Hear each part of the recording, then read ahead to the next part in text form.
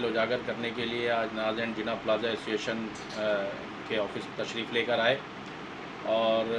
देखें, नाज प्लाजा के तो मसाइल बहुत हैं और आपने इसको जानने के लिए मेरे व्यूज़ लेने की आपने ज़रूरत महसूस की। सबसे पहला तो हमारा जो मसला है ये समझें एक दिल की धड़कन पर मौजूद ये हमारी इतनी बड़ी मार्केट है जिसमें तकरीबन 900 दुकानें हैं। उन दुकानों की प्रॉपर पार्किंग जो है हमारे पास इस वक्त मौजूद नहीं है, और वो पार्किंग इस तरह से है कि वो पार्किंग माफिया एक रोड साइड पे जो इम्प्रेस मार्केट से जो सड़क आ रही है वहाँ पर जो है वो पार्किंग माफिया यहाँ हमारे नाज प्लाजा के बाहर मुसल्लत है, और वो पैसे भी चार्ज कर रहा है, सब कुछ कर रहा है। उसके बावजूद हमारे शॉप वालों की, कस्टमर्स की बाइकें चोरी हो जाती हैं, जिनके ऊपर जब हम आला हुकाम और पुलिस इदारों से रब्ता करते हैं तो वो कहते हैं कि हमारा थाना नहीं लगता है, वो कहते हैं कि हमारा थाना नहीं लगता है। हमारे बदकिस्मती कहें या इसे क्या कहें, मैं तो समझने से कासिर हूँ। यहाँ पर हमारे 4 थाने लगते हैं यहाँ, और 4 थाने इस तरह से लगते हैं कि जब रोड के एक साइड आप एम ए जिना रोड आ जाएँ तो इसमें गार्डन लगता है, गली वाली साइड पे आ जाएँ तो परेडी लगता है, बैक साइड पे इम्प्रेस मार्केट वाली साइड पे आ जाएं तो उसमें सदर जो चौकी है वो यहाँ से बाइकें उठा के लेके जाती है, और गली से परेडी लेके जाती है, और एम ए जिना रोड से जो बाइकें लेके जाते हैं वो जो है गार्डन हेडक्वार्टर पुलिस जो है वहाँ से जाती है। तो हम तो खुद लोग परेशान होते हैं, कस्टमर परेशान होता है। एक बंदा 200 रुपये का कीबोर्ड ख़रीदने आता है और उसकी बाइकें उठ के चली जाती हैं, और वहाँ पर लिफ्टर के बजाय उनसे 400-400, 500-500 रुपये मोटरसाइकिल की मद में जो है ना चार्ज पार्किंग ली जाती है, जिसकी वजह से कस्टमरों का रुझान नाज प्लाजा की तरफ बहुत ही कम है। और हम इसके ऊपर भरपूर एहतजाज की भी इंशाल्लाह 1-2 दिनों में कॉल देंगे, और हम 12 दरख्वास्त भी जमा करवा चुके हैं एसपी ऑफिस, डीएसपी ऑफिस में कि पार्किंग के मसाइल को हमारे देखा जाए, मगर कोई भी इसके ऊपर कान पे जूँ ही रुकने तैयार नहीं है। बहरहाल इंशाअल्लाह हम इसके ऊपर अपनी कोई लाएअमल का ऐलान करेंगे और तमाम स्टेक होल्डर को साथ मिलाकर हम एक भरपूर। दूसरी तरफ हमारे कंटोनमेंट बोर्ड जो इदारा है, हमारी बिल्डिंग कंटोनमेंट बोर्ड के अंडर में आती है, और वो कंटोनमेंट बोर्ड जो है हमें सालाना जो है हम उसे जो है उसकी प्रॉपर्टी की मद में उसे एक टैक्स पे करते हैं,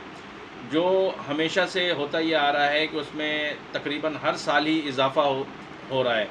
उस इजाफे के बावजूद अब इन लोगों ने इतनी बदमाशी की हुई है, मैं इसे बदमाशी का लफ्ज़ इसलिए दे रहा हूँ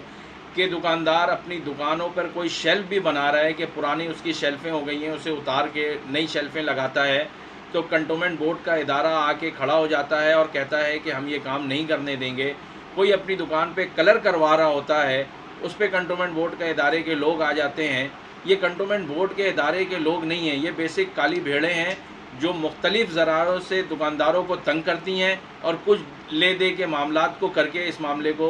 एक तरफ कर देती हैं,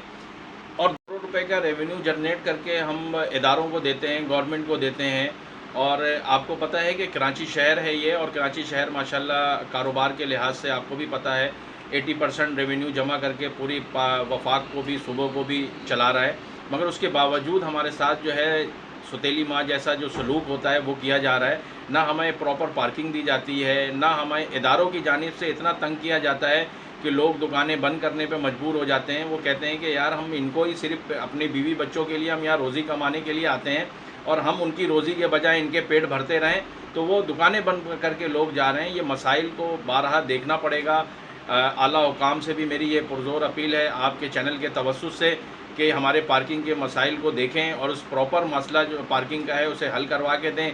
और दूसरी बात यह है कि कंटोनमेंट बोर्ड के जो लोग, काली भेड़ें जो आ रही हैं, लोगों को बिला जवाज़ तंग कर रही हैं और उनसे जो है ना भारी रिश्वत का तकाजा कर रही हैं, तो फौरी तौर पर इन तमाम मामलात को जो है वो देखा जाए और इन्हें फिलफौर रोका जाए। देखिए, चोरी के जो वाक़यात जो मार्केटों के अंदर जो रुझान बढ़ रहा है, सबसे पहले तो ये है कि बेरोज़गारी इतनी फैली हुई है जिसकी वजह से गिरोह के गिरोह आ रहे हैं और मार्केटों के अंदर जो है ना ये चोरी की वारदातें बढ़ रही हैं। कानून नाफिज करने वाले इदारे सरगोशी के मज़े लूट रहे हैं, और वो मुख्तलिफ, आपको थोड़ी दूर आप नाज प्लाजा एंड जिना प्लाजा से आगे चले जाएँ, सिग्नल पर वो लोगों की बाइकें रोक के अपनी रिकवरी करने को वो तरजीह देते हैं, ना कि वो फोकस करें कि हम मार्केटों के बाहर खड़े हैं और यहाँ पर मेन समझो कराची का दिल है, यहाँ पर जो सिक्योरिटी होनी चाहिए वो ना होने के बराबर है। और इसमें ये भी इदारे ऐसे हैं कि आप अगर उन पर जाके किसी एसएचओ के पास आप बैठ के अपनी दादरसी भी करें कि भाई इस मसले को आप देखें, ये मसला, वो 2 दिन अपनी मोबाइल वैन वहाँ खड़ी करते हैं मार्केट के बाहर, उसके बाद वो वहाँ से 2 दिन के बाद वो अपनी फॉर्मेलिटीज़ को पूरी करते हुए वहाँ से वैन को हटा लेते हैं। सीसीटीवी कैमरे हमने मार्केटों में लगाए हुए हैं, जिसकी वजह से निशानदेही भी चोरों की हो जाती है और जो लेके जा रहे हैं उनकी भी निशानदेही होती है। आला हुकाम को हमने 12 वीडियो भी मुहैया की है और सारी चीज़ें तहरीरी तौर पर भी हमने उनको दरख्वास्तें भी दी हुई हैं और इसमें कुछ इम्प्रूवमेंट भी हुई है इंशाल्लाह। और जहाँ तक रही कि आग लगने के इस तरह के मौसम में जब दिसंबर और नवंबर का महीना शुरू होता है तो इस तरह के शॉर्ट सर्किट के वाक़यात में इजाफ़ा हो जाता है और मार्केटों में लोग जो है वो ख़ास तौर पे रात के टाइम में जो चौकीदार होते हैं और गार्ड्स होते हैं वो आग जलाकर जो है ना वो थोड़ी सी गर्मी की तब उसको सर्दी की उसको कम करने के लिए वो आग जलाते हैं। तो जिसकी वजह से जो है ना मार्केट में बहुत सारी मार्केटों में ऐसा भी वाक़यात रहनुमा हुए जो आग लगने के वाक़यात थे। तो हमने फ़ौरी तौर पर अपनी मार्केटों में जो है जो भी आग बुझाने के आलात हैं वो नफ़्स करवाए और जो बड़ी दुकानें हैं हमारी जो होलसेल की दुकानें हैं उनके अंदर हमने बॉल्स लगवाए जो फ़ौरी तौर पर जो है वो अगर आग लगती है तो वो रिमूव होकर जो है ना वो आग को बुझा दे केमिकल्स वाले। तो इस तरह के हमने अपनी मार्केटों में तो करवाए हुए हैं और दीगर मार्केटों से भी मेरी all Pakistan small trader cottage industry का वाइस प्रेसिडेंट होने के नाते मैं आपसे ये अपील कर रहा हूँ आपकी इस वीडियो के तवज्जुह से कि तमाम मार्केटों के ज़िम्मेदारान अपनी मार्केटों में ख़ास तौर पे इन महीनों में आग लगने के वाक़यात ज़्यादा होते हैं तो आप लोग जो है अपने जो भी आग बुझाने के आलात हैं वो नफ्स करें और अपने चौकीदारों को अपने गार्डों को ये अवेयरनेस दें कि किस तरीके से अगर कोई दुकान पे आग लग जाती है, कोई तार में आग लग जाती है, किसी किस्म की भी कोई इस तरह की वाक़यात होते हैं तो उससे कैसे निपटा जाए। तो उनकी ट्रेनिंग भी होनी चाहिए कि फ़ौरी तौर पे आग पे काबू पाया जा सके।